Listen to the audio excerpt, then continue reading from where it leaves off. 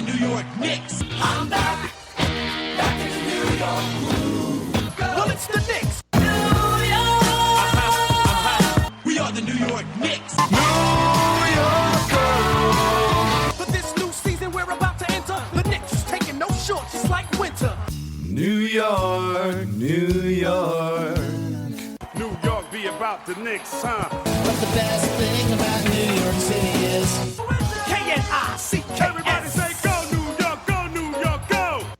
Hey everybody, it is episode 420 of the New York Knicks podcast, part of the Almighty Baller Podcast Network and Dash Radio.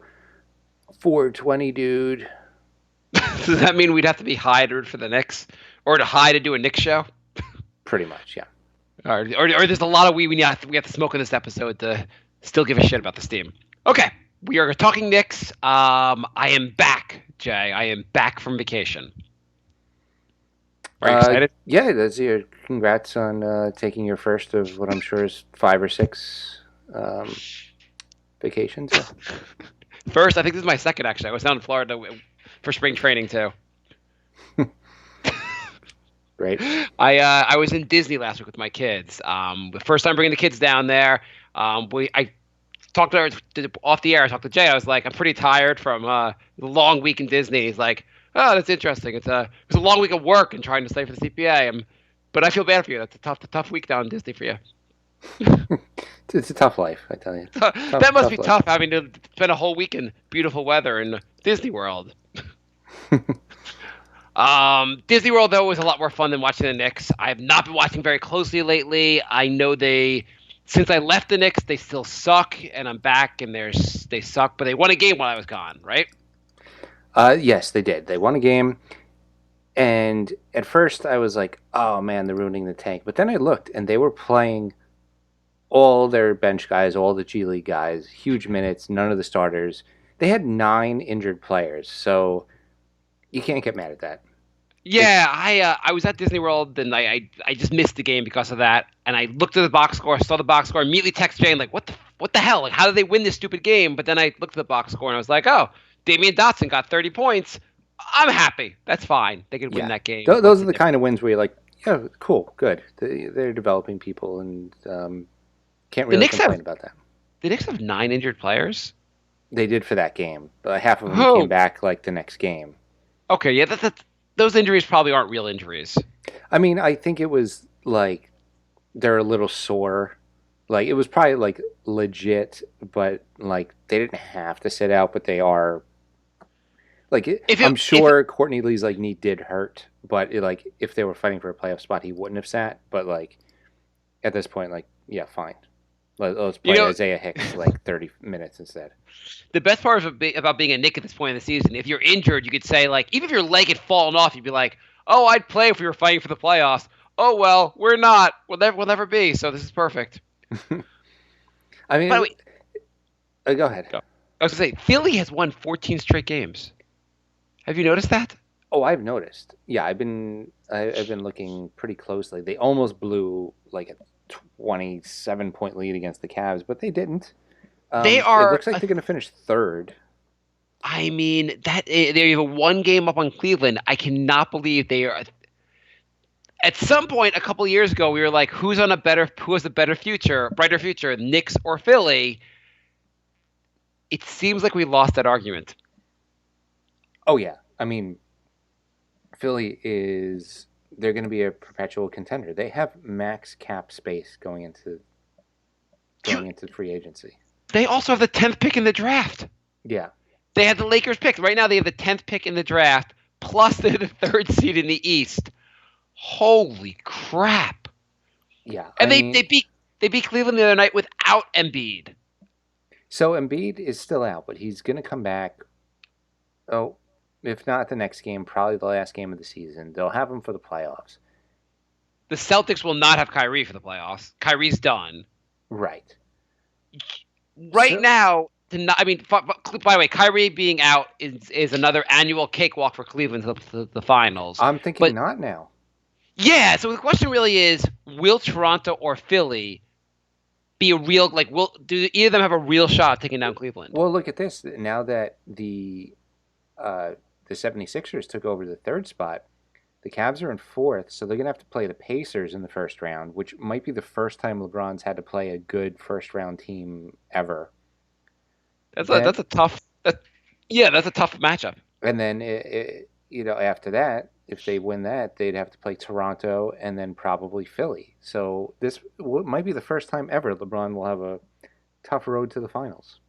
It'd be interesting to see if Philly can get that far. I mean, Philly's got Miami. I mean, if things go as they are right this second, Miami would have. Miami couldn't beat the Knicks with 9 injured players, so I have no faith in that. The Sixers are going to the second round.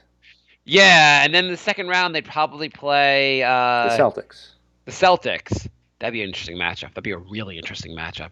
I mean, the Celtics are just really banged up right now, so I don't know. I mean, they just lost to the Hawks. For the last 3 or 4 years, the Knicks have not trusted the process, been god-awful. Philly's trusted the process, and now they're going far in the playoffs possibly, and the Knicks are going nowhere. I would really be interested in a Toronto-Philly conference finals. Well, that'd be amazing. Well, I'd really be interested in Cleveland not being in the conference finals. Well, yeah, that too. It's just I want some new blood in the finals. Oh my God! Can you imagine it's like Philly versus Utah? Utah. I don't think Utah's making it out of the West, but maybe Philly versus Houston. Houston, by the way, and I know Golden State has some injuries. Obviously, Steph is out right now, but Houston's up by 7 games on Golden State. Houston's playing amazing. I want nothing to do with Houston. I know you do, but I just want someone new to go to the finals. Whether it be Houston, Utah, great, that'd be great. Anyone besides Golden State. All I want is Golden State and Cleveland not to go to the finals this year. Do you want to get back to Knicks? No, because we have plenty of time to talk about playoffs.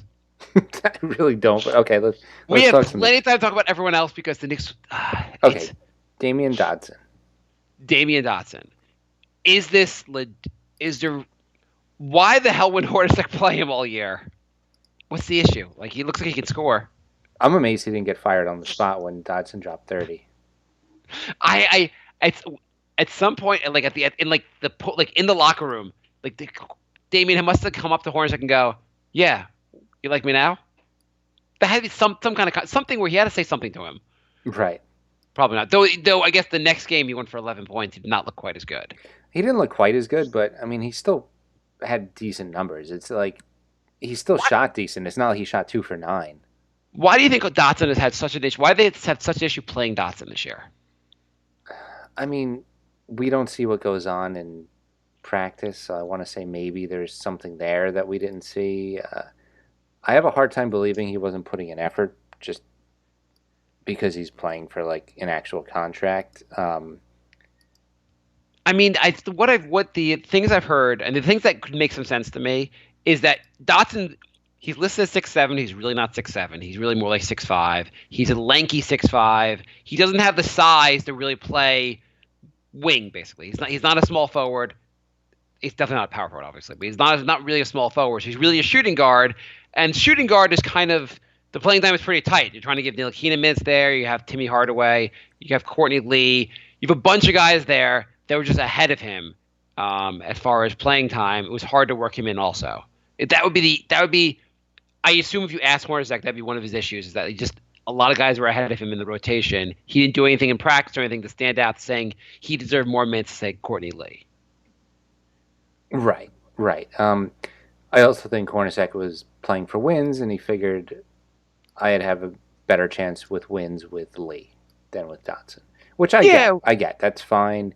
You don't start the tank 2 games into the season. I get that. And but I think our argument is that when Porzingis went down, the Dodsons and Cornets of the world should have been getting much more minutes. Yeah, I think that's I agree with that. I think you kind of should have turned to them faster. I think all this tells me really is that Courtney Lee should not be on the roster next year. Nothing against Courtney Lee. They should move him in the offseason, get at the very least a second-round pick for him. You need to they have too many guards in this roster right now, especially when you added Moutier to the picture. There's just too many guards in this roster. You need to free up playing time for the younger guys. Yeah. They're not going to cut Moutier, even though a lot of people would like them to cut Moutier. They're not cutting him. Ntilikina is going to get playing time. Obviously, we need him to get playing time, but he's going to get some playing time at the 2, not just the 1. Obviously, Trey Burke has earned a decent shot at getting at starting, if not getting a big minutes. Also, there's not a ton of playing time, and you have Timmy Hardaway. It's really a 2, not really a 3. With all that, I feel like you got to get some of these guys out. You got to get Courtney Lee out of here. Bring in maybe another small forward. Draft a small forward, hopefully. You need other guys on this. You need other positions on this team. And Jay, I don't know what Jay's doing. Jay, are you typing all the time, or what are you doing? No, I'm definitely not. I hear your mouse clicking. Are you playing like solitaire while we're doing this? No. What are you doing? What the hell are you doing? I'm definitely not updating my LinkedIn profile. Holy crap! This is what you're doing. It's up to your LinkedIn. Did you get a job yet? Did someone recruit you because you were updating your LinkedIn profile during the goddamn Nick podcast? You could do this any other time. I know the team is boring as hell, but it's nice to have a conversation with you, not just like, I can't do this myself, Jay. I can't talk about how horrible this team is myself. You have my full attention. Oh, you're a goddamn liar. What did you update? What did you add to your LinkedIn profile just now that was so important to add? Well, when I uploaded my resume, apparently the description of my most recent job did not upload, which I was a friend who started recruiting business pointed that out to me. So okay, just to help you in case you have any issue with spellings, it's FLUFFER to spell your current position. Gotcha. Thank you. Okay, I hope that's helpful. Is your friend going to help you get a job? We will find out. I will let you know. Okay, cool. Let's get Knicks? back to the Knicks. I mean, so derailing this whole. Oh yeah, I'm putting the blame on you. Okay. Anyway, the Knicks are basically set in their tank race. The tank race is over. The Knicks. The Knicks could actually move up to 6th. No, they can't. That's already over. They're tied. They had the tiebreaker with Brooklyn. They can't move to 6th. The Kings can win 2. I'm not saying it's likely. No. Okay. Oh, Kings can win 2. But do the Knicks have the tiebreaker with Sacramento, or does Sacramento have the tiebreaker? Sacramento's the tiebreaker. The Nets can win the last 2, and the Bulls. And the Knicks would have to lose 2, and the Bulls could split, I believe. Oh, okay. Well, chances are the Knicks are 9th, and they're probably going to end up in 9th. The Nets are playing Chicago, but Chicago is blatantly tanking with their lineup. So there's zero chance. But did you see Brooklyn hit like 24 threes against Chicago? No, I didn't see that. They were 1 off the record.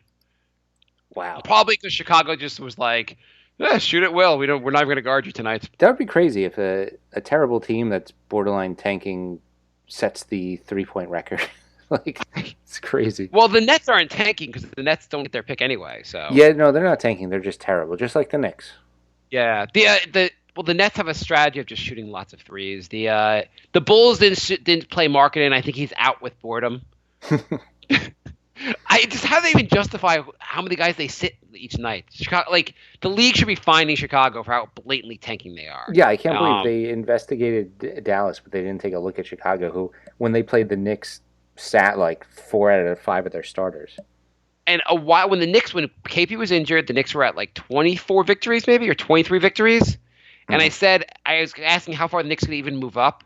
If they were at 23 victories, they would be the 3rd seed right now. They'd lost all their games. That's what I was saying. If the Knicks lose out, they could get the number 1 seed, and obviously Phoenix would have ruined that. But they would have been really close if they did lose out. But the Knicks have to win games. Okay, so I wanted to do a little thing where we analyze all the other teams in the lottery versus the Knicks and see who has a better future in like 3 years. Okay.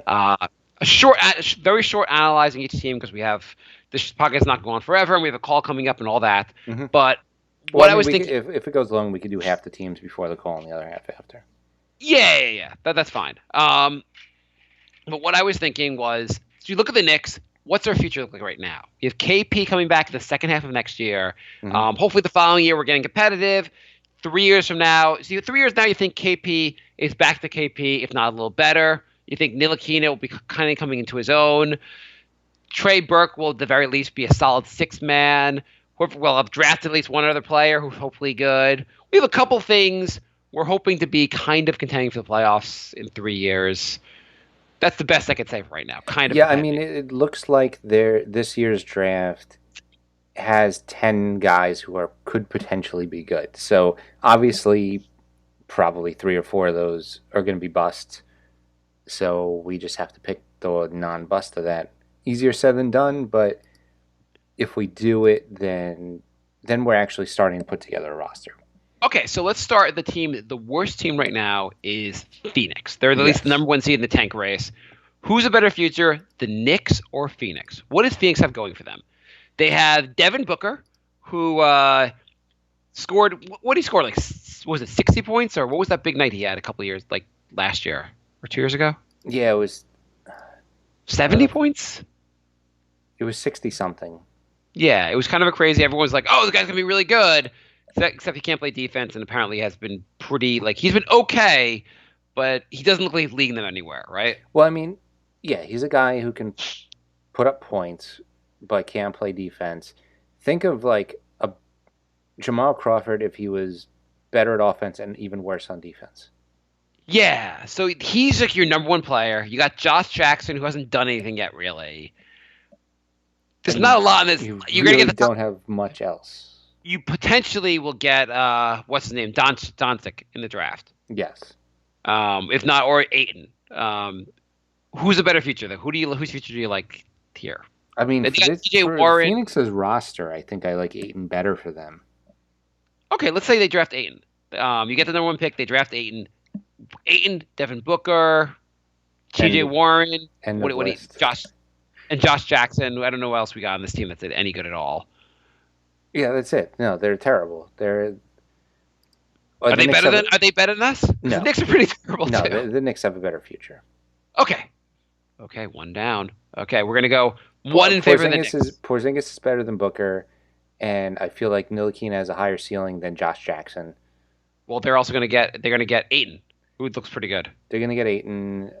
We don't know if he's gonna be good or not, and we don't know who we're gonna draft is gonna be good. So 3 years from now, Knicks are better than Phoenix. Next team, we're gonna go to Memphis. Memphis. What do you think about Memphis, Jay? Are the Knicks? So we're gonna have to assume 3 years from now, Marc Gasol is almost out of the league. You got to assume they'll finally be out of this insane Mike Conley contract. So they're gonna have a ton of cap space. They have no one on this team that's going to be here. No one on this team that's going to be all that great in 3 years. And 3 years, like Conley's getting pretty old. They'll be out of the Parsons contract. Yeah, I mean, you basically have a team that's freeing up a lot of cap space. They're gonna have $70 million in cap space. So potentially, I mean, obviously they might use some of that money this summer, but or I guess they might. I don't know where they are this summer with the salary. That $70 million is tied up between Conley, Gasol, and Parsons. Okay, well, $70 million comes off. So they have a ton of cap space. Let's say they draft Doncic. You have Doncic and no one else. Pretty much. Whose future do you like better, Knicks or Memphis? I know you're big on Doncic. Is Doncic? Would you trade Doncic? This one, I'm a little more torn, just because. No. I'm going to say the Knicks, just because Memphis is not a destination team. No one's a destination. If you're bad, you're not getting big free agents. Free agents do not only come to good teams. They only go to good teams, but I feel like it's a lot easier, even if you're mediocre. If the Lakers are mediocre, people are going to want to go there. If Miami's mediocre, teams are going to want to go there. If the Knicks are mediocre, no one's going to go. Like, I have a question. Well, everyone knows the Knicks have Dolan and they're dysfunctional. So the Knicks are just dysfunctional. They've been really bad. They've had Phil Jackson's did an asinine job here. Here's the question though: who did you miss out on free agency? Who was realistically going to come here that we missed out on? That was a big deal. Like Durant was never coming here. LeBron was never coming here. Who did we miss out not because we were bad, but because of Dolan being here or Phil being here? Who did we miss out on free agent wise? Well, this season we didn't miss out on anybody. Okay, I'm just saying. We missed out on Greg Monroe didn't come here.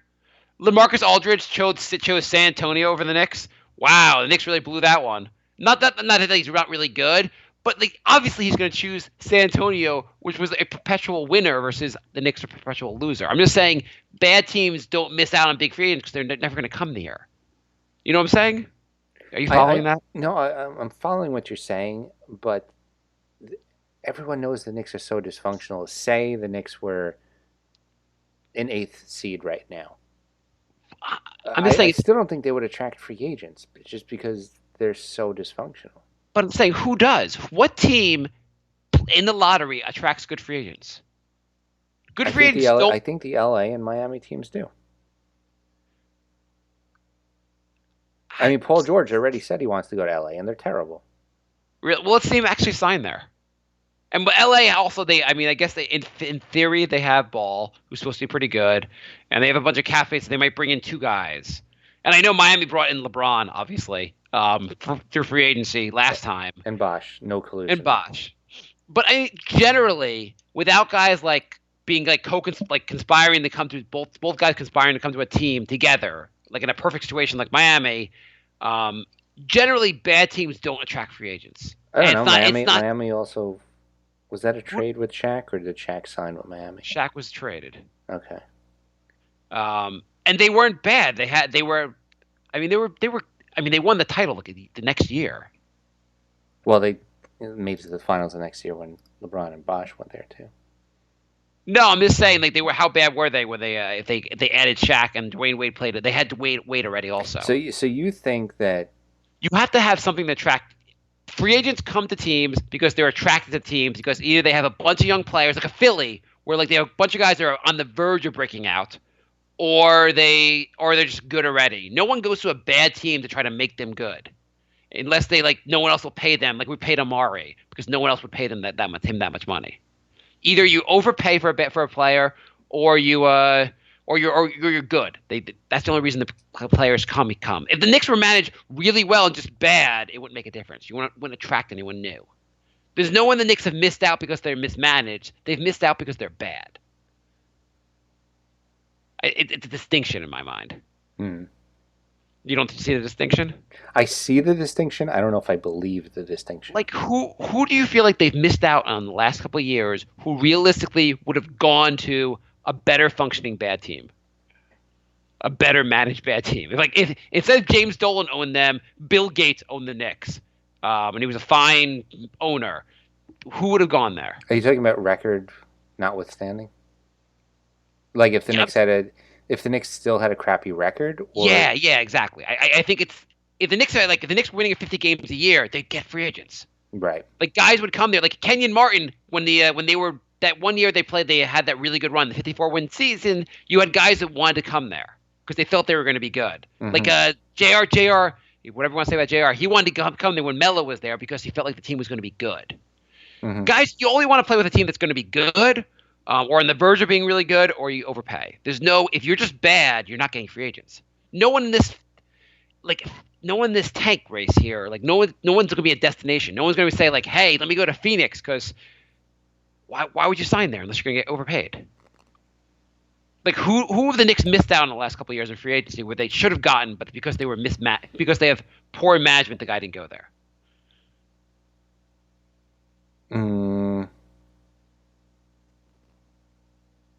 That's a good question. I'm not sure if because everyone always talks about the Knicks missing out on free agents if they had better management or if James Dolan wasn't here. You're only missing out on guys because you're a bad team. If you had the 90s Knicks right now, free agents would be very happy to come here. Yeah. Guys take discounts to play for good teams because they want to win a title. There's no who were the big free agent moves? Who were the big free agent signings last summer? Did anyone go to a bad team? Any of the big names? No. Anybody who went to a bad team was traded to a bad team.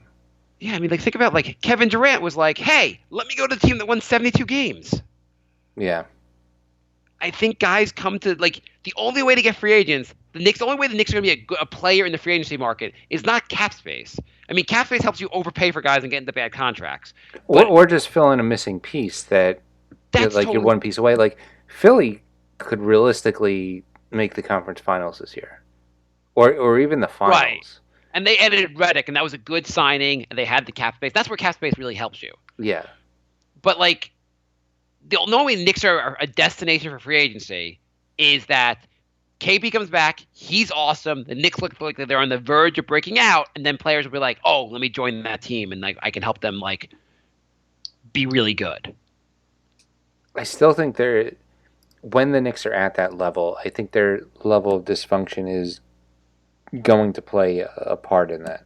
I think we haven't seen it as much because they also suck. But say like the Knicks are an 8th place team, and then you have a choice between going to like the Thunder or the Spurs. I mean, or the Knicks. those aren't good examples though. Like the Thunder, you're like, I'm going to play with Westbrook. The team is like a perennial contender. The Thunder is the 7th seed, so I'm making a comparison to like conference standings. You know what the thing is, though? I feel like when you're winning, dysfunction goes away. The year the Knicks won 64 games, no one talked about dysfunction. Dysfunction goes away when you win. That cures all ills. Everyone gets along when you're winning games. I feel like Dolan's still this dark cloud above the team. I feel like that stuff is overrated. I know he is to a certain extent, but I feel like he's done a good job of stepping away. He's stepped away and let the team like fall apart on its own. Like he gave control over the Phil. Phil was a disaster. I mean, Dolan had to eventually step in, and whatever you want to say about when he fired him, he should have fired him earlier or later or whatever. He really just he had a hands-off approach.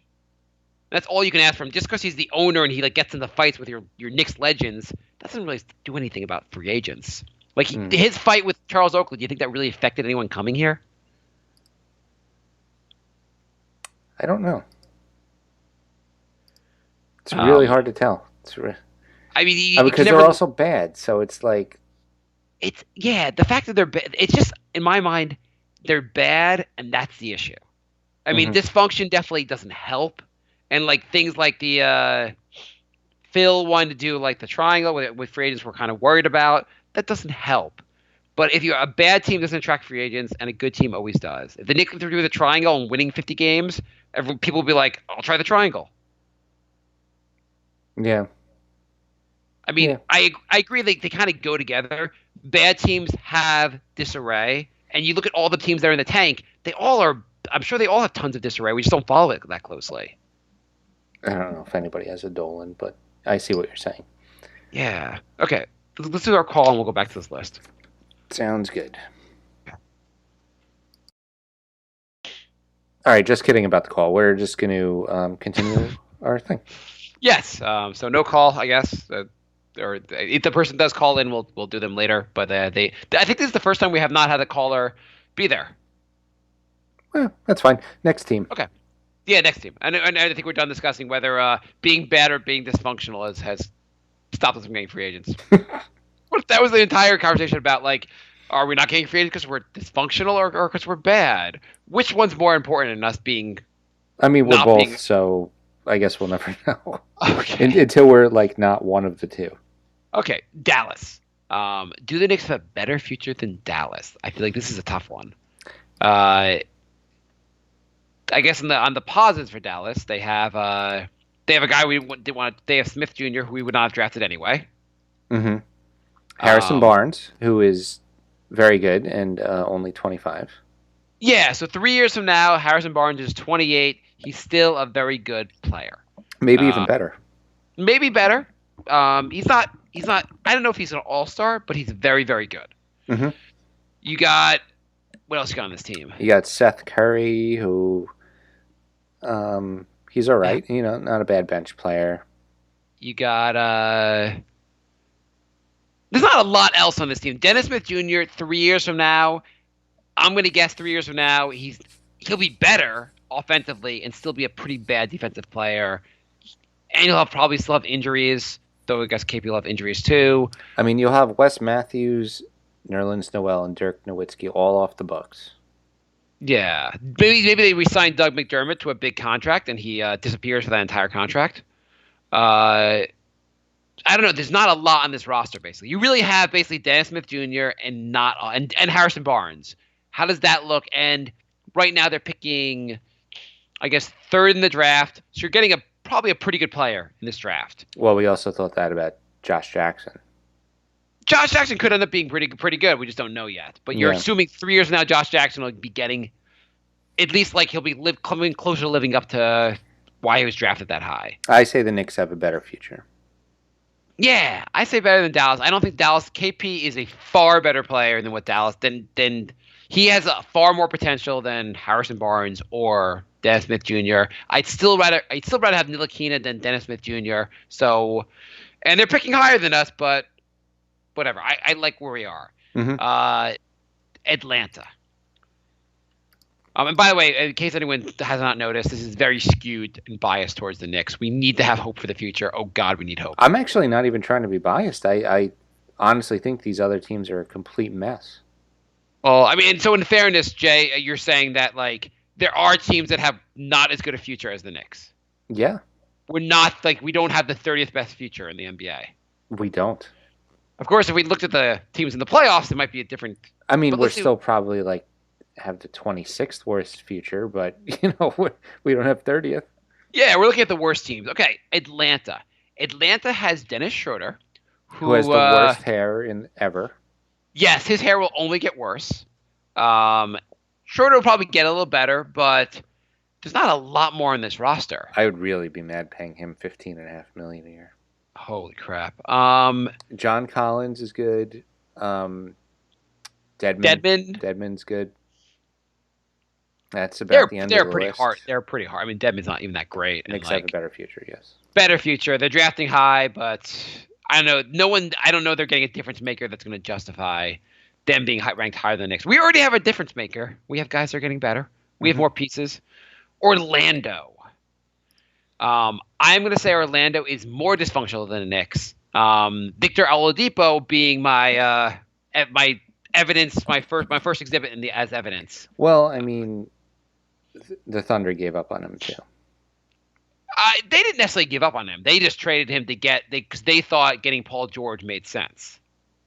That's not really giving up as much as like, hey, we're trying to acquire like an all-star. They kind of gave up on Oladipo. Did they give up on it? I don't know. What was his playing time like last year? I thought he still played. Like He played, but he wasn't a starter. Yeah. And I don't know if they gave up on him though. They traded him in a pretty big trade. So they have Aaron Gordon. They have Hizanja, who's starting to get better. Herzanja, but Herzanja is a free agent.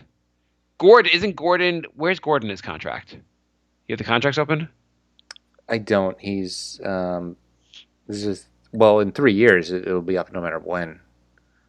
Yeah, I mean, I guess in 3 years everybody's going to be a free agent. that's true. Well, I think Herzanja might be gone this summer unless they overpay him. I think there's a solid chance. You think there's a big demand for Hizanja? Well, they didn't exercise whatever it was. They had an option to keep him, and they decided not to keep him. They didn't make him a restricted. You know what? I don't think Hizanja weighs into my decision very much. No, that's true. He hasn't done anything that's been that amazing so far. He's looking a little better than he looked. Like he looked like a complete bust. He looked like there's something there. I mean, I would say you have Gordon, you have Vucevic, but he'll be 30 in 3 years. Yeah, Gordon is legitimately like he can see he'll be an all-star. He could be, yeah. He could be. He's a legitimate chance of being an all-star. Jonathan Isaac, who's drafted, he has lots of potential. He hasn't been very good in his first year in the NBA. Supposedly he's looked better as of late. I don't even actually. At some point in the year, he looked okay. They really don't have anything else. The Knicks have a better future. If the Knicks had drafted higher, they would have probably drafted Isaac. Or they might have considered Isaac to pair him next to KP. He's solid on defense. His offense has been pretty mediocre. They have Jonathan Simmons, but Simmons is going to be 31 at that point. Mm-hmm. Yeah, I would say the Knicks have a better future. When you look at the worst teams aren't as bad as the Knicks. Or the Knicks are better than the worst teams. Okay, yep. Sacramento. This is where it gets a little trickier. Yeah. Because Sacramento has a lot of things going for them. More so than other teams. More so than all the other teams we've mentioned. So they have, first off, you have to mention De'Aaron Fox. He looks like in a few years he'll probably be a very, very he's at least going to be a very good bump. I don't think he'll be an all-star. I'm not saying he'll be an all-star, but he'll probably be a very good point guard at that point. What do you think? Yeah, and I've always been a fan of Buddy Hield. Buddy Hield's very good. He'll getting better in a couple of years. You got Bogdanovich, who has a lot of potential. Also, he's pretty. I guess he's not that young. He'll be almost 30. He'll be 29. But Cauley Stein, Labissiere. Yeah, they've got a lot of young players. I mean, that's 4 or 5 guys right there. I would say I want to say the Kings have a better future, except that their management's terrible. Oh, didn't we just discuss how bad the Knicks management is? Yeah. Okay. So the Kings have a better future. I have trouble thinking the Knicks will have a better future than Sacramento, just based on the fact Sacramento has a lot of potential here. Okay. Well, that's still 5 out of 6. The Knicks have been better. Okay, Chicago. Chicago. What do we have to say about Chicago? So Chicago has They have marketing. They have marketing. They have Chris Dunn, who looked really good before he broke his face. Yes. And he's pretty young. Those, and then they don't have a ton else. Zach LaVine is still pretty good. Okay. He'll be great in the slam dunk contest. Bobby Portis. Bobby Portis, who, he's still pretty relatively young. I feel like the Knicks have a better. KP is better than Markkanen. Markkanen is not the player that KP is on defense. I feel like Chicago has a lot of nice little pieces, but they don't have that difference maker, and that is really hard to get. So yeah, and I would say, like whatever you're gonna say about these guys, like Levine or Bobby Portis, we have players who are pretty decent also, and we're hoping Ntilikina is coming more into his own. I'm going to give us the advantage on this, but it's a very close one. Yeah. It gets harder when the teams get better. Okay, Brooklyn. Do we have to analyze their roster or just say there's no chance in hell Brooklyn's a better future? I mean, do they have anything? They have Dinwiddie. I mean, they really the only thing they have is potentially better. You know what the Nets have? Better coaching and better management. In theory, they have better management. They have a guy, Sean Marks, who came out of San Antonio system. He's supposed to be, people respect him as being a very good general manager. He's tried to do a lot with his team with no draft picks. In theory, you would say they're better managed than the Knicks, right? Yeah. And what free agents have come there? I think they think they have money now. No one wants to sign there either way. Didn't they get Alan Crabb? They all in trades. They just traded for money instead of they basically took bad contracts. Gotcha. Because no one was ever going to sign there. I mean, anyway, they have D'Angelo Russell. By the way, in the game, the Knicks just point out where the Nets hit 24 threes. I think it was 24. I believe Quincy Acey went 7 for 13 from 3-point land. Is that insane? That is. He didn't single. He didn't. I don't think he shot a single three as a Knick. No, he shot a few, but everyone gets better when they leave the Knicks. We know this. Yeah, I don't think he's. I wouldn't. Quincy Acey, I don't think is all that great, but it's just funny like how the Nets have him shooting a million threes. I just want to see actually how many threes he actually shot in that game. He shot.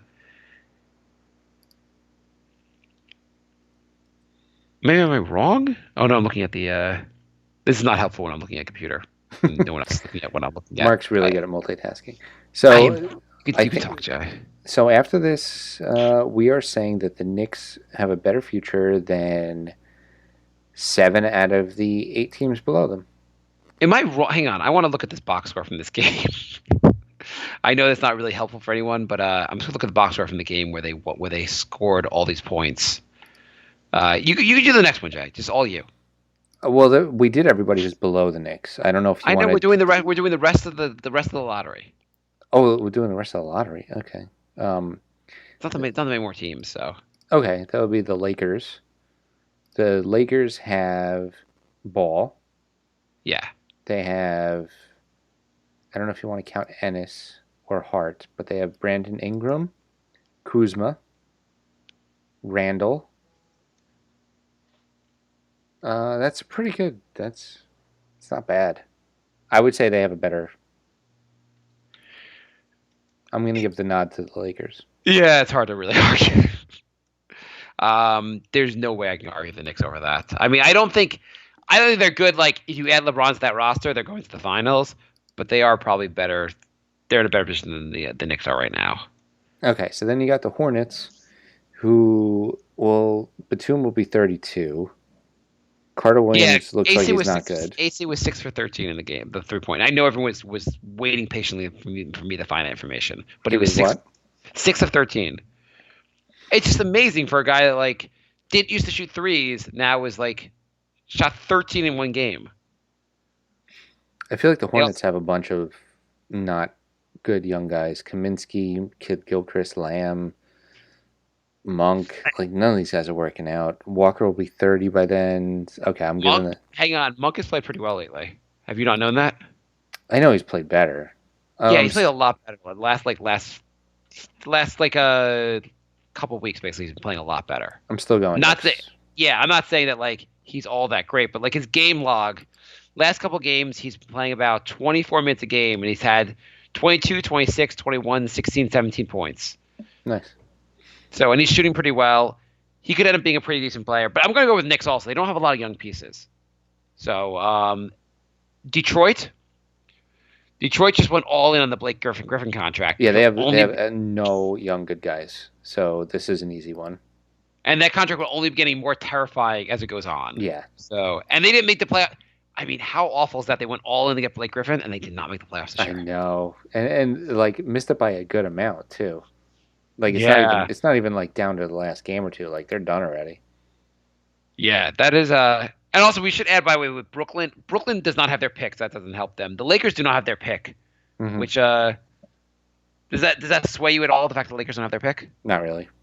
Okay. Clippers. Bradley will be 30. Beverly will be 32. They have those Decker. Guys are good, but yeah. Harris. They'll still have Harris at 28. I mean, they don't have a lot. They don't have a lot you're building around for 3 years from now. Austin Rivers. I mean, Austin River. You probably are moving on from DeAndre Jordan at that point. I think that the Clippers. I think they peaked and they're going to fall hard. So yeah, I think the Knicks definitely have a brighter future than the Clippers are on their way down. The Knicks are on their way up. And the last one is Denver. Denver is probably, without even looking, I'm going to say Denver's probably better, but let's take a look. So you have Gary Harris. You have Jokic. Jokic's only 23. Yeah. They got a bunch of young, solid players. Trey Lyles, Jamal Murray's only 21. Yeah. I'm going to go with Denver. Between Harris and between Harris, Murray, and Jokic, Willie Barton. How old's Willie Barton? No, Willie Barton's like 20. He'll be 30 at that point. 11 out of 13. Yeah, that's not bad. No. So does anyone have more hope now? I mean, that was a much more upbeat bit than I thought we were going to do. Yeah, that wasn't too bad. I thought the Knicks would have a brighter future than most of these teams. I feel like the only teams that were ahead of us really were, we put obviously the Clippers. Sorry, we put Denver ahead of us. We put who else? Denver. The Kings. The Kings. That was it. Just Denver and the Kings? Yeah. I feel like we just missed one. Lakers. Denver, Kings, and Lakers. That's not so bad. No. I can live with those. And yeah, I have to say, I know listeners. Any listeners do disagree with that list? You say do we have a brighter future than the teams we said were ahead of us, or whatever. It all kind of depends still on drafting a good player this year. We have to really nail the draft, or else we're screwed. And if you want to join in on the conversation, Facebook is NY Knicks Podcast, or you could email us nyknickspodcast@gmail.com. Twitter, NY Knicks Podcast. Also Instagram and Patreon, NY Knicks Podcast. Okay. Let's go to questions, Jay.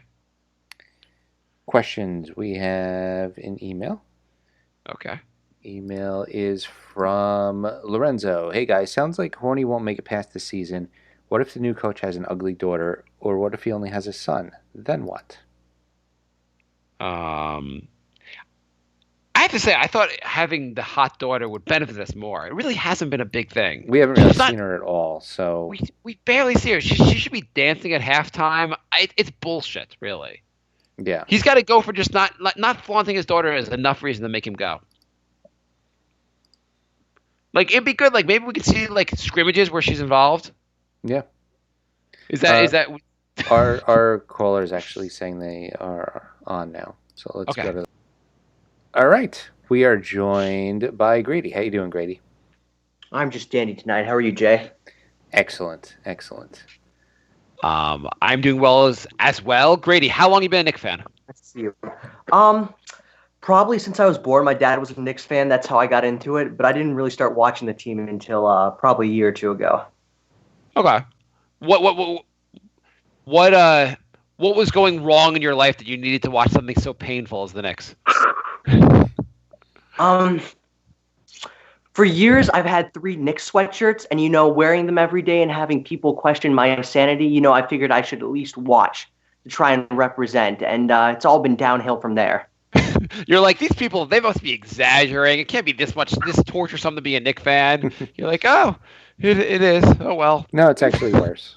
Then I saw Carmelo Anthony take every single shot, and it was just a complete sadness and despair. Okay, and they hooked you. They hooked you with their despair. Like us, we're hooked with despair. Where are you in New York, or where are you? I was born in New York. I live in Pennsylvania now. Mm-hmm. Okay. Are there a lot of Knicks fans where you currently live? I have found 2 so far, and they only wore the shirt to make fun of the Knicks. So not really fans, but they at least knew who they were. Ironic hipsters? Mm-hmm, of course. So tell me what. I think you emailed us, said you have a lot to talk about. What do you want to talk about here? There are 2 very important things I think we need to talk about. For one, there's no reason to ever keep Jeff Hornacek on as a coach. There might not be a viable option to replace him.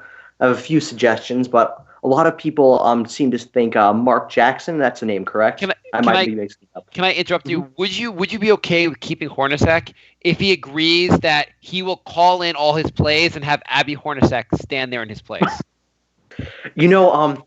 I was going to bring that up. The only reason to ever keep him is because of his daughter. I might consider that. That's a viable option. Okay, so tell me, for forgetting who you want to replace him, first, condemn Hornacek. Tell us why you want him gone. Because he won't play Frank as point guard. That's all I need to know. It's simple. In theory, though, the argument is made that Mills, up above, basically, they have said that they want to see what he's like. Are we certain that basically he's playing the 2 because Hornacek wants to do that? Or maybe Mills and Perry have said, try him out. Is this from Mills and Perry, or is this from Hornacek? I think that's a reasonable point. I honestly don't know. But from either direction, I think the point could be made that both of them need to be fired if they won't play Frank at the point guard. The other argument I would make is that is it that detrimental to have 2 ball handlers out there? If you play like Burke and Ntilikina together, can't you go with more of a 2-point guard system? Is that really detrimental to Ntilikina? No, I think that's completely reasonable, and I can see the point for him as a combo guard. But what was brought up over and over again in analyzing him is that he has 2 strong points in his game. One, he is an amazing ball handler. Not handler, but passer through the offense. Yeah. I think the big knock against him is actually he's not an amazing ball handler. That is true. I mixed it up. I'm sorry. Yeah. Thank you. And he is an amazing defender. But the problem with playing 2 point guards is that whenever I see Ntilikina on the floor, Trey Burke especially, Trey Burke always has the ball, and Ntilikina is standing in the corner waiting for the ball, and he never gets it. And I mean, that's completely also his fault for not being as aggressive, but you have to blame some of that on the coach and on the organization. So either way you want to put it. No, that's totally fair. I mean, Trey Burke seems like he has to have the ball in his hand. He's more of a ball-dominant point guard. And Ntilikina seems like he's very passive in the sense of, he's very willing to, let other guys control the offense unless he's forced to control the offense. Mm-hmm. I think that's a very good point. And the fact is that the organization has to help him along becoming the main ball handler and confident in skills. And I have not seen that at all since he became drafted. I mean, can you make the argument that, by putting him in the 2 position, they were hoping that, in some respect, maybe they were thinking that, he wasn't as aggressive because as point guard, he thought it was his job to get everyone else involved, and they wanted to see a little more aggression from him on offense, so they put him at the 2 guard so he'd develop more of the offense part of his game. He'd become he'd be put in a position where he had to be more offensive-minded. I think that's reasonable to say, but has that really happened? No, but that's it's. There's nothing you can try something and it doesn't have to work, but it's a reasonable thing to try out. It's reasonable to put him in a position where he tries to concentrate a little more on his offense to develop that part of his game. And maybe the idea was put him at the 2, let him develop more, and then we'll put him back as point guard. Theory, just a theory. I want Hornacek fired also. I'm just trying to play devil's advocate here. I appreciate that. It's someone else's understanding in that. But, I mean, I think that's reasonable. Put him on the floor as the shooting guard to up his offense until he can come to the point where he's a point guard. But seeing the Knicks organization, are they ever really going to change him from the 2 guard from past decisions? I mean, from the point of making smart decisions. The Knicks have never been known for making smart decisions. Right. I mean, the team is like even calling them an organization is putting it in quotes. But you have to say like we have to every time you have a new like basically a new administration with Mills and Perrier, you have to give them the benefit of the doubt and hope they'll make the right decisions, because what else is there but hope? And so you have to hope maybe that like they'll figure out a way to use Ntilikina's skills. And maybe they talked to Hornacek and they said like, hey, we're not sure this is working. Like he's playing 20, 25 minutes in the game at point guard. It's working, but not working at the same time. We want to develop the offensive part of his game and not encourage him to always be passing. Let's try him at the shooting guard, see what works. Maybe he would work best as a combo guard offense where like it's 2 point guards. Maybe that would work better for him. And let's try it out and see how it goes. That's reasonable, and at the beginning of the season, I was willing to give them the benefit of the doubt. But slowly over the years, certain, especially little things, have made me go very downhill on them quickly. What else? I don't know what to say. What little things? Yeah, what's driving you crazy about the team? For one, I appreciate the trade for Emmanuel Mudiay. That's in the right direction. That's what they should be doing, getting promising young players, even if they haven't panned out, and trying to do something with them. Absolutely. But frankly, whoever, whether it was Hornacek or the organization, or frankly, it could have been Dolan, who knows, that told them to play Mudiay as the starting point guard is absolutely ridiculous. Well, I think Hornacek said you have to earn your minutes, and he's not going to start Ntilikina until he earns his minutes. And then he also said, Mudiay, welcome. You just got to the team. You're the point guard. You're starting. Obviously. He earned no sense. He showed up in town. Yeah, he just got here, and he's had a complete bust of a career so far. Let's make him the starting point guard. Pure swagger. He must have something about him. I imagine also, but this goes probably like, I imagine this has to be part, I think Mills/Perry, maybe it's Perry here, has said, like, we're trading for Mudiay, give him a shot. Start him for a little while, see how it goes, and you can stop starting him later, but let's just see how it goes. I imagine there's I can't completely blame Hornacek for this, because I imagine to a certain extent, like Perry and Mills traded for him. They must have said, like, we're trading for this guy. He has the potential. Let's just see what happens. Start him. I mean, you can try and play devil's advocate all you want, and there's a situation for every point we're going to bring up. But does it really make it any better that they did start Mudiay over anyone on the team? I mean, has Jarrett Jack been worse than him over the year? Has Ntilikina? Well, obviously Ntilikina has been worse, but I think he's more promising in very many aspects of his game. Has Burke really been worse? There's no reason to even put Mudiay in the lineup, honestly. I think it's pretty evident right now that Mudiay is at most a bench piece. At most. Yeah. The potential could come. Trey Burke was seen as a flop until this year. Burke has looked pretty good. I feel like going into next season, as it stands right now, Trey Burke should be the starting point guard. I think Burke and I still Ntilikina. I would put him. I'm still fine with Ntilikina finding 30 minutes between the 2 and the 1. I'm perfectly fine with that too, but I think Ntilikina would be better with Porzingis for one. And I mean, of course, he will be out next year, but that was one of my main arguments. Well, I think next year you're trying to develop this team so it looks that it's better when KP gets back. When KP gets back, it's better than where he left it. Basically, there's more going on. There's more of a future. So you try to figure out who's going to be your point guard. You try to develop these players more so when KP gets back. Not next year, but the year after, we have like a promising season. Wasn't that the point of this year, though? And they've continued to play veterans and not give any of the young guys any real minutes. No, I can't disagree with you. I mean, like they I think early in the season they played a lot of veterans, hoping they would actually like contend this season. Then it started falling apart in January, obviously, and then KP got injured, and they were like, now what the hell we're doing? I have to say, a lot of what Hornacek does drives me crazy. This team shoots way too many mid-range jumpers, and I don't care if these players like shooting mid-range jumpers. The coach has to say no more long twos or limit them. We shoot threes or go into the paint. We need to have we have to have a system, an offensive system here. We do have an offensive system. We pass it to the center at the top of the key, and it goes from there. I don't understand why they do that. I have no idea why they do this. I will give them one thing, though. The pass to the center at the top of the key is my reason number one for firing Hornacek. It makes no sense. It's insanity to keep doing. You have to give them one thing, though. It's a lot better with O'Quinn than it is with Cantor. Yes. I would agree with that. O'Quinn is a much better passer.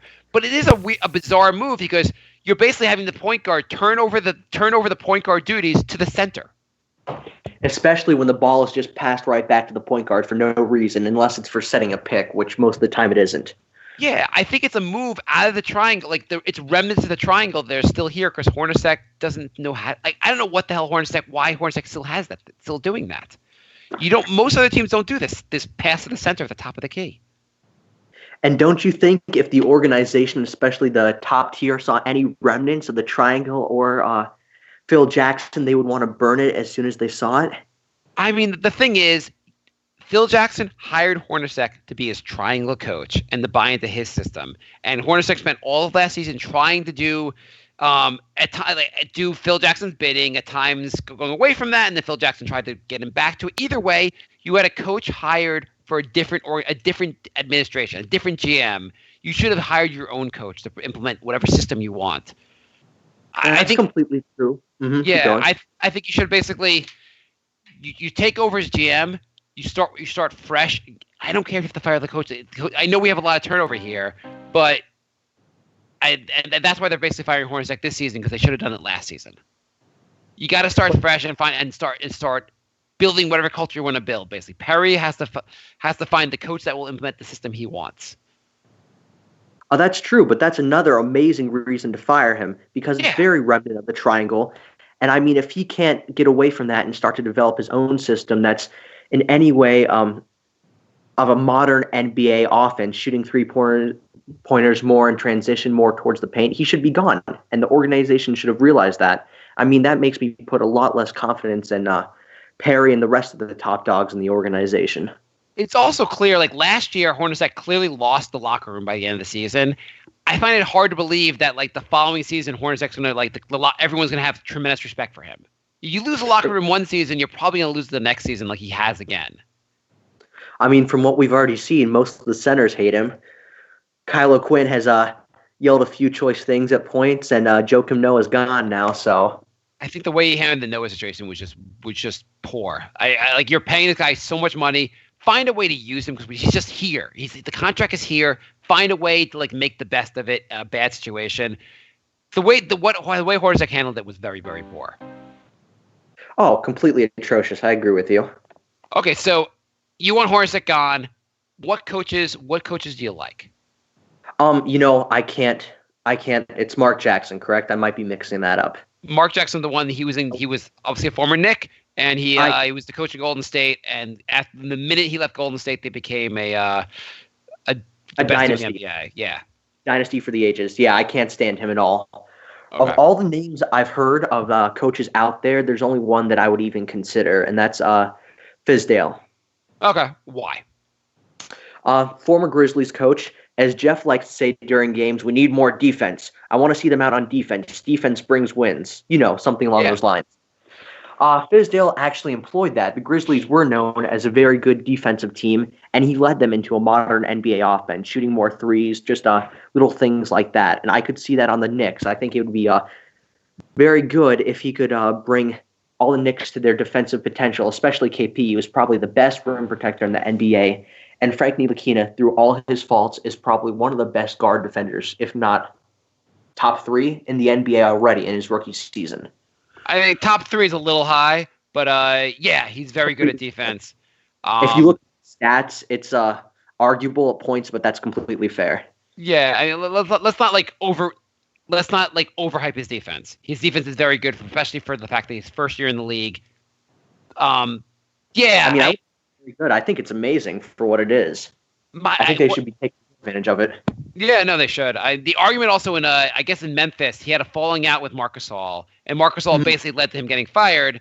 And my understanding is that the issue really was he wanted to play small. The way he wanted to play wasn't conducive to the way Marc Gasol wanted to play. And we really don't want to. Marc Gasol was more of like the old NBA, and he wanted to play the new NBA. And so that seems like a strong case for why the Knicks should bring him in. It's going for more of the new NBA, up-tempo, long shooting threes, more small ball offense, basically. Mm-hmm. He's supposed to be a advanced stat guy, is my understanding. And I don't see anything too wrong with that. The only thing, small ball, I don't know how KP fits with that too well, theoretically. Well, theoretically, he fits well with that in the sense of like he's a center that can basically shoot the three. He can extend the floor. Well, theoretically, he fits very well. In practice, I don't know how well, because the lineups are apparently getting smaller. How well he can defend farther out, things like that. Yeah, I mean it's even though the teams are going more towards quote unquote small ball lineups, they're still going with players that are big. It's not like they're going with players that you're not playing a 6'1" guy at power forward. You're playing a guy that you're still playing guys that are like they have a lot of length basically at these positions. You can't. That's very. So I think he'd be a fine choice. Do you think Hornacek's gonna be fired? If you had to bet money on this, like, if I had to bet money, yeah, you have to bet. Right now, you have to bet your life savings. We're doing that right now on the show. They're gonna keep Hornacek. You think so? You know, I want to say they're going to fire him without a doubt in my mind, but this is the Knicks we're talking about. And in all honesty, we make fun of it, but they have not made good decisions in the past. I have not seen good decisions in a very long time for this organization. So I think Joakim Noah, Phil Jackson, every other bad contract we've ever made. A lot of people would disagree with you. That they think they're going to fire Hornacek? No, that they've made bad decisions. Yeah. So I'm going to say I'd say 90% certain they're going to fire Hornacek. I really think they're going to move on from him at this point. I hope they do, but they might bring up the argument that the next year they're going to be tanking anyways, that they're going to try and develop players. There's no point in introducing a new system. A lot of people have brought that up already. You want to start building the culture as soon as you can. If the coach is not the right coach to be there when you're winning, then he's not the right coach to be there when you're losing either. You got to get the right guy. You need a system where everyone buys into it, and you don't want to replace the coach when right when you're starting to get good. You want to have a guy here next year who everyone's going to buy into, and he'll make guys better, basically. You have to have your coach for the future, for the winning system. I completely agree. We are almost out of time with you. Any last points you want to make? Ntilikina should be the starting point guard for the future. That's all I want to say. I am very, very high on him, and I think he should be. Yeah. What do you expect from him next year? What will be a good season? Defense, obviously, we want to see his defense. Offensively, what do you want to see offensively from him for you to be happy next year? Offensively, in the point range. You want to know what points I? Yeah, give me some basic stats from him for next year. Let's say he plays 30 minutes a game. What do you want to see from him that would make you happy? A lot of people I've heard have said he'll average around 15 points next year. To be happy, I think the 12 to 15 range would be reasonable. I'd be ecstatic if he averaged 15 points a game next year. I think it would be wonderful, but I think it's possible. That would be a big step up from his rookie year. I say if he averages 10 points a game and 5 to 6 assists a game and does show and averages, he shoots more efficiently than he does now, it'd be a solid step in the right direction. I think he could do more than that. Rebounds especially. He's a fairly good rebounder. I mean, he's 6'6" with a however long wingspan. And the rebounds, and I think we've seen it at some points. It hasn't been around lately, but he can steal the ball. He's fairly quick, and he has instincts in that range. Yeah. So I think we both would agree we're expecting a lot from him next year. We are expecting a lot. I mean, he's a top 10 draft pick. You have to expect a lot. You gotta nail your draft picks. And who do you want the Knicks taking the draft? One of the bridges, preferably from the one from Villanova, Mikhail. Mikal, yeah. I think that's reasonable. And I've seen some stuff on Kevin Knox. I'm all right with that.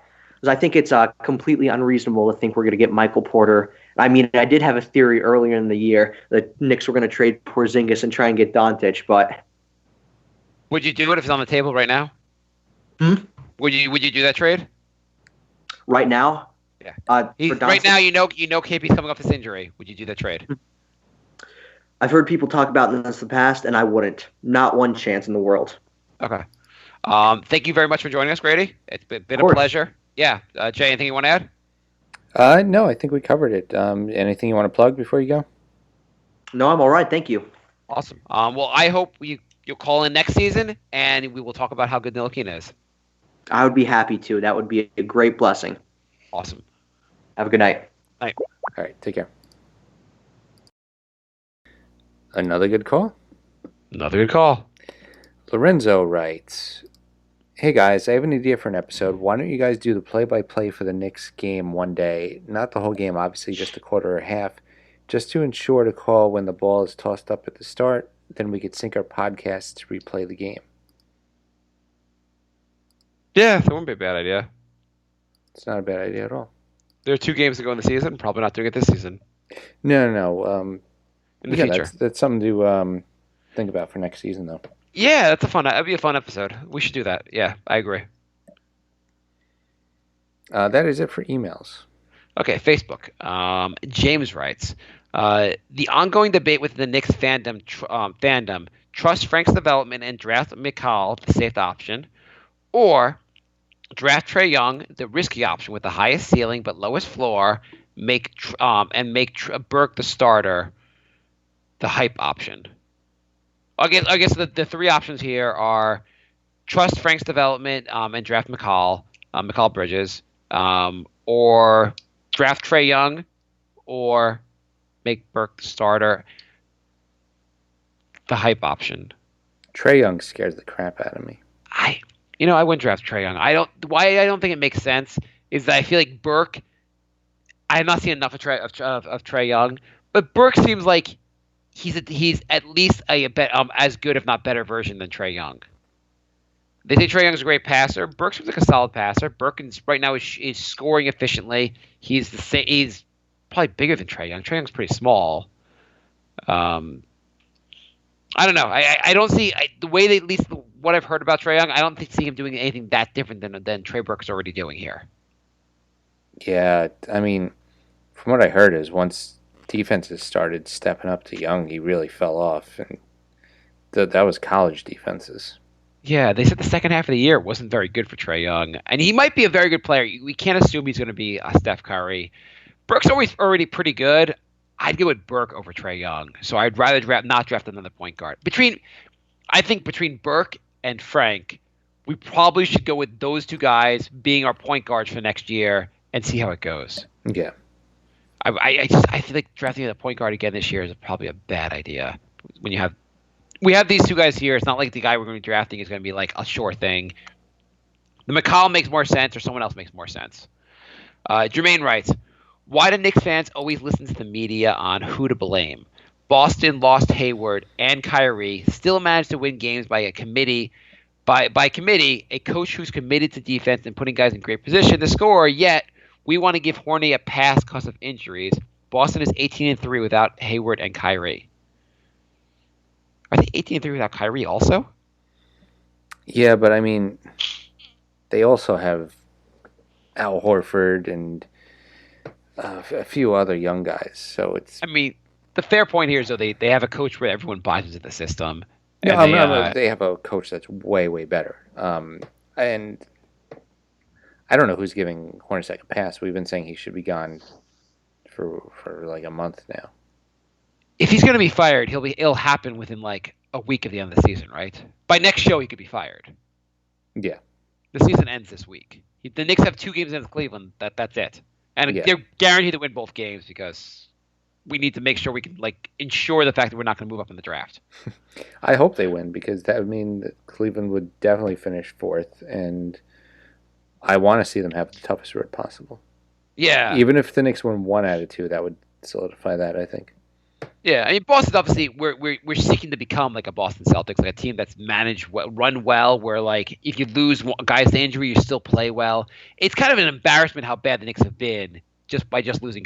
Like they lost KP, and for a while they lost no one else. They were just horrible. Yeah, it's like I get he's your best player, but the Spurs are good losing their best guy. I'm tired. I listened to the last podcast, the one you did without me. You couldn't remember Sasha Vucevic. I know. Come on. I was thinking of I consider Sasha more of a shooting guard. Oh, whatever. Kawhi Leonard. The Spurs Kawhi. I was like listening to the podcast. I'm like shouting it at the podcast. Like, how do you not remember Sasha? I'm sure there were many. We spent so many episodes going on about how much we hated Sasha. I know. I always thought of him as a 2 guard. I would say the Knicks should not be like. You almost are going to give more credit to KP because you're like, wow, KP, you guys are winning games with this horrible team because this team has completely fallen apart. This is also part of the argument to fire Hornacek is that the team like just gave up when KP went down. Right. They should I know we all wanted in the tank, but they should have been better than this. They were horrible in January too. I mean, you could argue Boston could have given up game 1 when Hayward went down. I mean, the Knicks also, we were complaining also with KP. Like, we felt like the offense became just turn KP into Melo. The ball, just get the ball into KP and let him do his work. Yeah. It became awful, basically. And teams would just adapt to this, and KP could. It was just. I don't see much of an offensive system here with Hornacek. Yeah, when KP's back, they can't just do ISO KP. Yeah, ISO KP it's absurd. Anyway, Jaja writes, breaking news, Frank is 19, give him time, guys. Frank, Trey, Dotson versus the Heat shown what they needed to play, time together going forward, give a whole year or two together, draft around them and KP. However, I feel like Jay on this one, wait and see. I think that's me, or I don't know. And get some decent free agents. That's what rebuilding is about. Do you think the lack of patience of some fans and media around our Knicks would be a reason why many bad decisions from successive GMs over the years has been made? So have the fans / media led into the Knicks making bad decisions? I think there's a lot of pressure from. I think Dolan really always wants a big name there, which leads to a lot of bad decisions. Yeah, I think that definitely is true because he wants names to sell tickets. And I also think I have to think the GMs and feel the pressure also. You keep the press is unrelenting here, and the fans are pretty unrelenting also. There's a lot of pressure in New York. Yeah, I would say that definitely does not help. But yeah, I agree completely with Jaja. We need to give this team time. Do you think? So what do you think? What do you think Frank's gonna do next year? Like offensively, let's assume he's gonna play 30 minutes a game. What kind of numbers do you think? Like our caller said, he thought he can get 12 to 15 points a game. I think that would be 15 points a game would be such a jump for where Frank is. I couldn't even imagine getting there. I think 12 is fair. 15 seems like a stretch to me. I'd be very happy if he averaged even 10 points a game. I think 10 points a game would be a solid scoring from him for his second year. I feel like his offense is gonna be a slow build. Yeah. I just cannot see him making this gigantic leap in his second year. I think 15 to 20 points a game when he's 5 years in the league seems much more realistic. Agreed. Frank writes, "Hey, you know what's a fun sadomasochist activity? Looking at the standings and subtracting the 4 wins over the Nets from the Knicks total and figuring out our tank position." Oh, Jesus. Let's do that.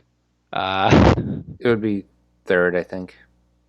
We have it'd be 24. It would be third. We just talked about it. I think they're tied for third. Yes. Francisco writes, would be in Doncic range. Oh my God. I think I'd rather have Ayton than Doncic, but if the Knicks win the lottery, then we can talk about this more. Francisco writes, "What do you think about Wilson Chandler? 4 years, $40 million. Would you do that?" No. He gets injured too often. Yeah, I would do that. By the way, the Knicks have $8 million to spend on. They have the what they call the mid-level room bullshit exception, and they can sign a guy for $8 million this year. Great. So I think we can get someone semi-decent in free agency. Francisco writes, LeBron, we got 8 million. do you know someone they put up a billboard asking the LeBron to come here? I mean, LeBron's just like, are you kidding? Do you not see the crap you're playing with? I can make 30 for a good team, but yeah, I'll play for a crappy team for 8. LeBron's like, I'm not saying you guys are bad, but even I couldn't get you guys to the Eastern Conference Finals. Yeah. Francisco writes, Doc Rivers has to be our next coach. He can play 50-50 ball with crappy players, and he brings the best out of the role players. Yeah, I would love Doc Rivers. I think Fizdale makes a lot of sense. I mean, I got to say, the Clippers had way more wins than they should have with that roster. And people have said a lot of good things about who's the guy from the G League, Jerry Stackhouse, because they say he's supposed to be a really good coach. I'd be fine if they make Jarrett Jack the coach next year. Would you be okay with that? He's supposed to be, people laud him, say he's going to be a good coach. No, I'd rather Jack get some reps as an assistant coach. Okay, I mean, that's totally a fair point. I don't understand why guys jump from NBA player to like head coach. But like, would you be fine with tell me who you'd be fine with next year? If you had to pick 3 guys, are you fine with Hornacek for next year? No. Okay, who are you fine with? I do like the Fizdale idea. Okay. Stackhouse. And Rivers? Yeah, Rivers is fine. We have the same short list. Yeah. Is there anyone else? I can't buy the David Blatt thing. I know maybe I've said other I wouldn't be upset if they hired Blatt, but I don't know if he hasn't done anything in the NBA yet. Like him coaching LeBron it's like you can't give him credit for that. No, but I wouldn't ding him either. No, I know, but he's basically be like a guy coming into the league for the first time. Yes, but he has other Tremendous coaching experience. Yeah. Oh yeah. Yeah, I'd be fine with Blatt. Anyone else you put on the list? I would probably like I like the other 3 better, but anyone else? I think those would be my main choices. Miguel writes, Ewing. I'd be fine with Ewing. I'd be totally fine. He's been assistant coach forever. Exactly. I'm not even joking. I'm not even. Yeah, no. Why not hire? If we're hiring all these shitty coaches anyway, why not make one of your franchise's best player ever make him the coach? I would argue that they owe it to Ewing to do it. Yeah, I mean, how bad? Like, what are they? I cannot believe they have not given him a job. They never gave him a job. I know. I'd be like, sorry about that Seattle trade. Now you're coach. Buy into your God. Like, you even question that he's the greatest player in the Knicks history? No, I mean he got them to 2 finals with. Well, he got them to 1 finals. He got them to the point where he didn't get to the second finals. Okay, I'll give you that one. But he got them to other conference final. He made them a perpetual contender with a grocery bag guy as his second best player. I mean, you look at how bad the Knicks have been since he left. Look at the records every year. Then look at the records that when he was here. The team won 50 games like every goddamn season. Yeah. He made such a goddamn difference. Anyway, they should make him the yeah. Also, I would put on the list if somehow you could convince Jeff Van Gundy to come back, I'd give him the coaching job in a heartbeat. Mm-hmm. Miguel writes, would you like to see Cock return? Yeah. So there for a reasonable. There are 2 ways he comes back. Either he opts in, and then if he opts in, I'm totally fine with that. Mm-hmm. Or he opts out and the Knicks sign him to a multi-year deal. I don't think I want to do that. I'm fine with a multi-year deal if it's reasonable. You know what the thing is? I don't think he's a better option than Cantor. I'd much rather have him here next year than Cantor. Or you're going to have Cantor back. We're going to have Noah here. I don't think even after all these guys leave, I don't think Kyle Quinn's the center you want next to KP. Probably not, but I don't know who else we got. Draft someone. We have just find someone better. I don't know. I don't think there's going to be anybody available in that range. And it's this year, maybe next year's draft you find someone back. I don't think enough about Kyler Quinn to think like this is the guy we want to build around at center. I'm not saying build around him. I'm just saying to have him there Well, as a backup center. I'm not saying pay him $20 million a year. I'm saying if you get him for like $7 million. Let's say you pay $7 or $8 million a year, then you're locking up that cap space, and you already are paying your centers like you're already paying $34 million between the two other centers on the roster. I feel like the money is better spent on a different position. I'm not counting Cantor as that money. What do you mean? I think Cantor wants a multi-year deal. You think if he opts out, then bring Kyle Quinn back in a second, but he's not going to opt out. There's no way Cantor's going to go, I'm going to get $18 million from the Knicks for next year, or I'm going to opt out and get less money anywhere else. Over 5 years, though. 4 years. 4 years. I am not sure he would get 2 years at $18 million. No. What? 1 year at $18 million versus like 4 years at $13 million. And you think he'll even get that? I think the way the NBA is going, maybe 4 years at $10 million he gets. I think a lot of people will look at his skill set and say he looks really good, but like we can't start him. And if we can't start him, we can't pay him that kind of big money. I think he's going to have trouble getting a multi-year deal. I think where the NBA is going, that like a lot of teams are going to look at what he can do. Like look at like Greg Monroe, who's a worse version of him, just got cut basically. And the Celtics picked him up, but like he's not. People don't want players that do what these guys do. You want stretch the floor guys that can play defense. If it was 1995, I would say he's going to get a max deal. Yeah, but I don't know. He rebounds at an elite level. Yeah, but we're bad with him on the floor. We're bad with everybody on the floor. I know, but the Cantor rebounds at an elite level, and he scores. He scores. He's a great post player. He's very efficient, and the team is awful with him on the floor. Again, they're awful with everybody on the floor. That's true. I think at best, Cantor is a very good guy to have off your bench. I feel like he'd be much better equipped to be off the bench, and you can run the offense through him when he's off the bench. But like his defense is hard to get past. It is. I mean, there's bad defenders that get good contracts all the time. Yeah, I think he's the age. His agent's going to look at this and go, just take the money for this year, and then next year there's more money on the table. Teams will have more money. Just wait till next year. Like take the $18 million this year. You can't turn down this payday. Okay. I don't know. I just think you're investing. At some point, you can't keep investing all this money in your center position. True. Okay, Eric writes, so you want Cock return? I don't want Cock return. I would say I'm probably against having him back. Eric writes, being that we own Trey Burke's rights for next season, could we include him in a trade? Maybe use him to move up in the draft? I don't think he's going to make somebody want to go down in the draft. Hey, Phoenix, how dumb are you? Yeah, I can't see it. And also, Trey Burke is looking pretty good. Why are we going to trade him? Right. Like, you want Trey Burke back next year, right? Yeah, definitely. Okay. Jay, you want the show to end, don't you? Eric writes, we're almost done. That's when Jay just goes, yes, no. Just stop talking, Mark. Fucking stop talking!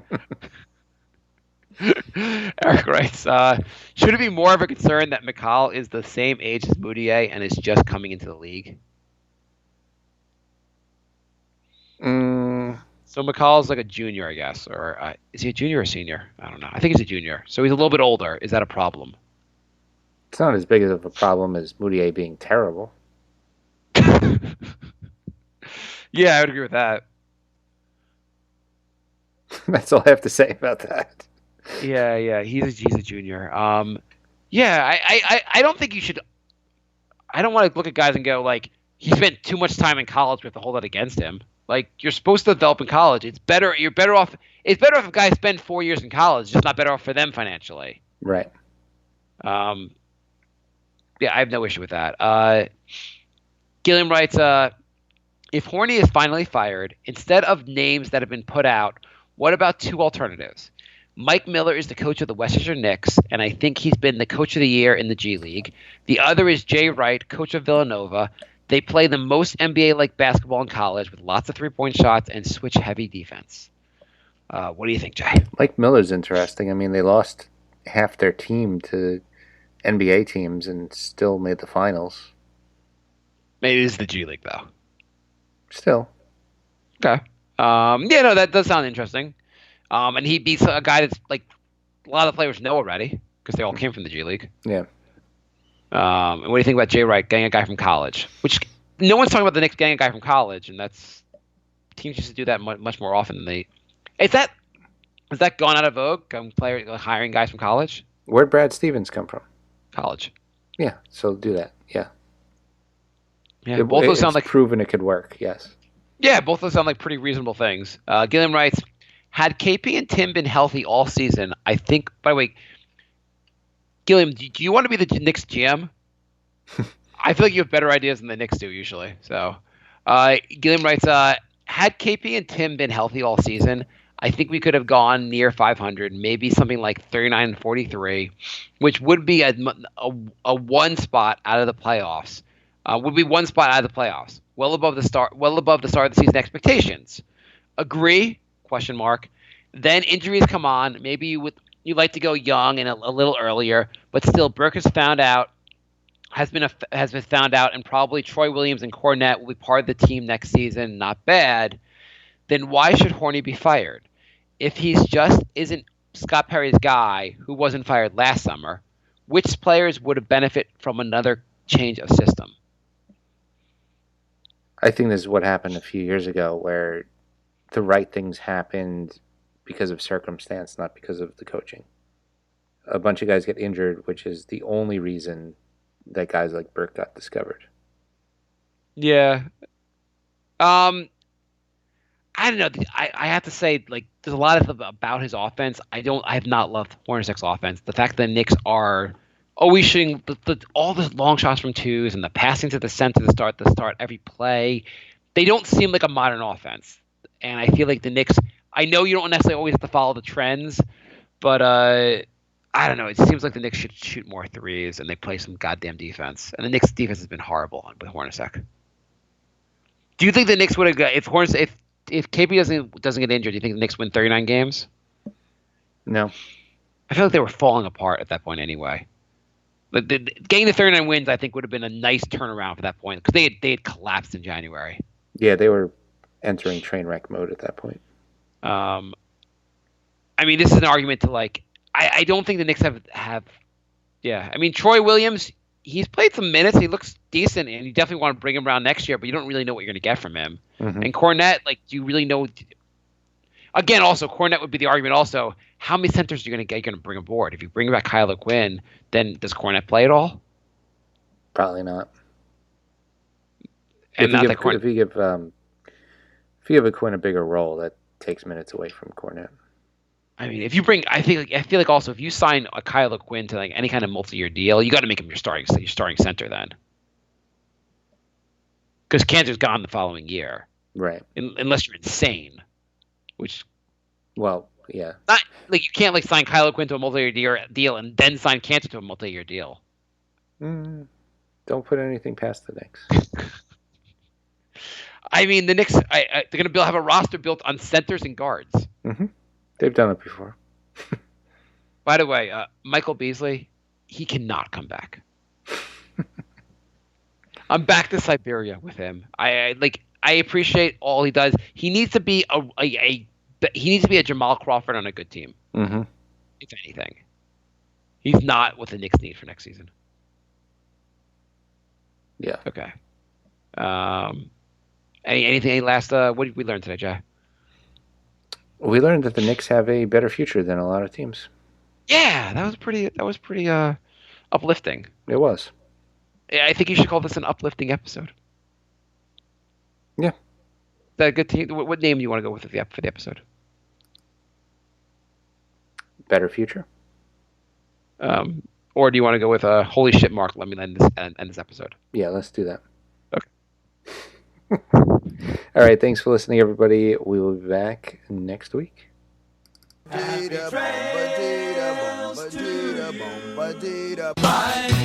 the